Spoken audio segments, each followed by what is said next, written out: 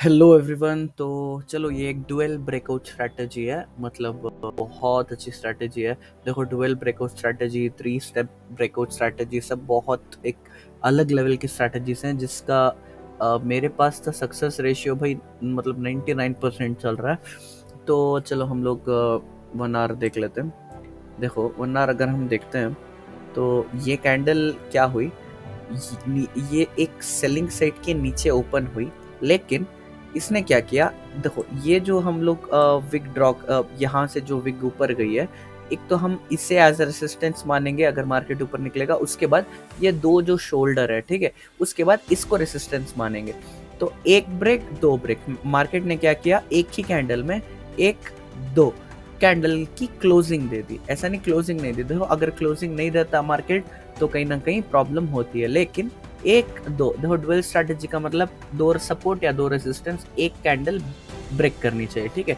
तो वैसे ही क्या किया, एक कैंडल ने एक दो रेसिस्टेंस ब्रेक करके हमारे जो जोन था बैंक का, उसके ऊपर क्लोजिंग दे दी। जिसे थोड़ा डाउट है, आप प्लीज़ मेरे चैनल पे जाओ, बहुत सारे dual breakout, 3 step strategies, reversal strategies मैंने डाले हुए हैं, उधर जाके आप लोग देख सकते हो, ठीक है।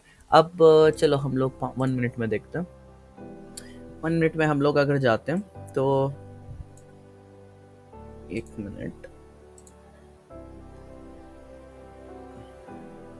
लोग ये डिलीट कर देते हैं, ठीक है। 1 मिनट में अगर हम लोग देखते हैं तो देखो, एक ये दो लाइन्स हैं जो दो रेसिस्टेंस की तरह काम कर रही हैं। अब मार्केट ने क्या किया, ऊपर गया, फिर ये दो लाइन के नीचे आया। ये जो 1 आवर चल रहा था उसमें हो रहा है ये सब। फिर क्या किया, मार्केट ऊपर गया, फिर नीचे आया, फिर ये जो देखो, ये जो विग रहते हैं ये भी कहीं ना कहीं सपोर्ट की तरह, रेसिस्टेंस की तरह एक्ट करेगी। फिर मार्केट ने क्या किया, मार्केट इसे टच किया, फिर नीचे आया, लेकिन ये लाइन के नीचे ही मार्केट टहल रहा है, ठीक है। ये लाइन के सॉरी ऊपर ही टहल रहा है। तो अगर हम लोग देखें, एक तो हमारे पास स्ट्रेंथ क्या है, एक तो हमारे पास डुअल ब्रेकआउट की स्ट्रैटेजी है, दूसरा हमारे पास कहीं ना कहीं ट्रेंड लाइन भी काम कर रहा है। तो हम लोगों को क्या करना है, इधर पे एंट्री करके, हमारा स्टॉप लॉस किधर रहेगा, हमारा स्टॉप लॉस इसके नीचे रहेगा, ठीक है, इसके नीचे रहेगा।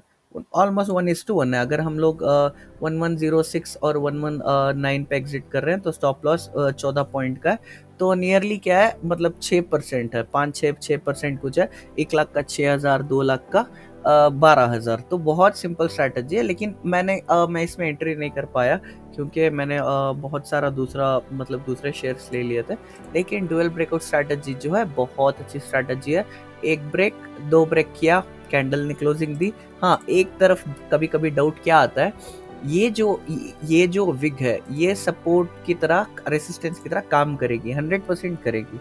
तो वैसे ही क्या किया, मार्केट इसको टच करके नीचे आया। इनकेस ये डायरेक्ट ही ब्रेकआउट चला जाता तो कहीं ना कहीं टेंशन रहता, क्योंकि इसका कर्ज जो है वो अभी बचा हुआ है। तो मार्केट जब ये टच करके नीचे आया, फिर भी एक 5-10 मिनट मार्केट के इतना, मतलब सेलर्स में इतना दम नहीं था कि वो नीचे लेके नहीं गए।